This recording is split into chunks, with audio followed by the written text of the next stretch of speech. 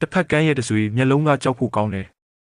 တကယ်လို့တစ်ဖက်ကန်းကသူနိုင်ခဲ့ရင်မင်းရဲ့မျက်လုံးတစ်လုံးကိုငါ့ကိုပေးရမယ်ပြောလိုက်တယ်လင်းဆရာကြီးကလည်းကောင်းပြီဆိုပြီးသဘောတူလိုက်တယ်ဒါနဲ့ကြောက်တုံးသားကိုသွားကဖုံးထားတာဖယ်ပစ်လိုက်ပြီးကြောက်တုံးကိုတမီးနဲ့တေချာထိုးကြည့်ပါတော့တယ်ကြောက်တုံးကိုတေချာကြည့်ပြီးတာနဲ့ဒီကြောက်တုံးဟာအထဲမှာကြောက်စိမ့်ရှိကိုရှိတယ်အနေဆုံးအဆင့်ရေခဲကြောက်စိမ့်လို့ပြောလိုက်တော့တယ်တစ်ဖက်ကန်းကိုမင်းအလှည့်ရောက်ပြီလို့ပြောလိုက်တယ်တစ်ဖက်ကန်းကကြောက်တုံးသားကိုသွားကသူ့ရဲ့ကန်းနေတဲ့မျက်လုံးတစ်လုံးကိုဖွင့်လိုက်ပြီးကြောက်ကို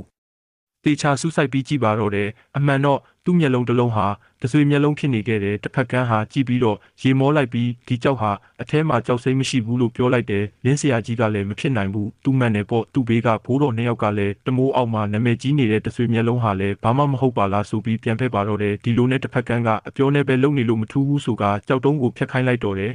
ကြောက်တုံးကိုဖျက်ဖို့အတွက်ကြောက်သွားစီယူသွားခဲ့ပြီးစတင်ဖျက်တောက်ပါတော့တယ်။အောက်ကလူတွေအကုန်လုံးကတော့စိတ်ဖိစီးမှုတွေနဲ့ကြည်နေကြတာပေါ့။ဒီလိုနဲ့ဖျက်လို့ပြီးသွားတော့ကြည်ဖို့ယူလာခဲ့တယ်။အဲ့ဒီလိုနဲ့လင်းဆရာကြီးဟာကြောက်တုံးကိုစော်ကိုဖျက်တယ်လို့တေချာလေးဖျက်ပြီးကြည့်ပါတော့တယ်။အမှန်ပဲကြောက်တုံးဟာအထဲမှာဘာမှရှိမနေခဲ့ပါဘူး။သွားပြီးဆုံးပြီးပေါ့တစ်ဖက်ကန်းနဲ့စောက်ပြူးနဲ့ကတော့အသေးလဲရေမောနေကြတာပေါ့။လင်းဆရာကြီးကိုယ်တိုင်ကလည်းမယုံနိုင်ဖြစ်နေခဲ့တယ်။ကောင်မလေးမှာတော့ဘလို့လုပ်ဖြစ်နိုင်မလဲပဲပြောနေရတော့တယ်ဒီချိန်